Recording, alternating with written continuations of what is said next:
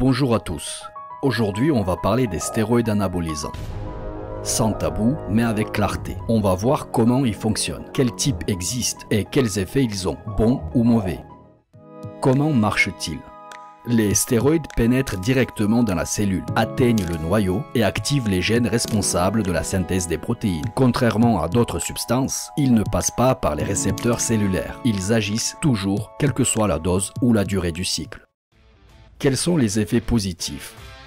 Stimulation de l'anabolisme, développement des caractères masculins, rétention de l'azote, du calcium et du phosphore, augmentation des globules rouges, donc plus de transport d'oxygène vers les muscles, et une augmentation du taux d'ATP, qui est une molécule d'énergie utilisée par les cellules. Plus d'ATP égale plus d'énergie immédiate disponible pour les contractions musculaires. Ce qui fait que vous êtes capable d'avoir des séances à rallonge avec un gros volume de travail et une meilleure récupération. Les effets négatifs. Parmi les effets négatifs, on compte l'augmentation des oestrogènes, phénomène appelé aromatisation, pouvant entraîner des effets secondaires comme la gynécomastie, c'est-à-dire le développement de la poitrine chez l'homme. Perturbations hormonales naturelles. Risques liés à l'augmentation de la prolactine avec certains composés comme la nandrolone, pouvant entraîner des sauts d'humeur, une baisse de libido, voire, dans des cas rares, des idées dépressives ou suicidaires. Il existe 3 grandes familles de stéroïdes. Les dérivés de la testostérone. Exemple, la testostérone synthétique, boldenone, dianabol. Les dérivés de la DHT. Ce sont des stéroïdes modifiés à partir de la DHT, une hormone naturelle très androgène, elle-même dérivée de la testostérone. Exemple, Winstrol, Primobolan, Anavar.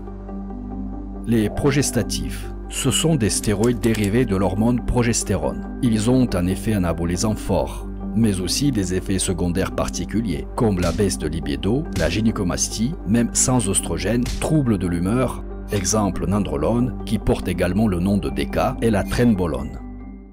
Oral ou injectable. Certains sont en comprimé, d'autres en injection, qui varient en fonction du type d'huile ou d'ester, qui détermine la durée d'action. Par exemple, la testostérone propionate agit vite. Elle est à injecter tous les jours ou tous les 2 jours, alors que la testostérone enantate peut durer de 5 à 7 jours.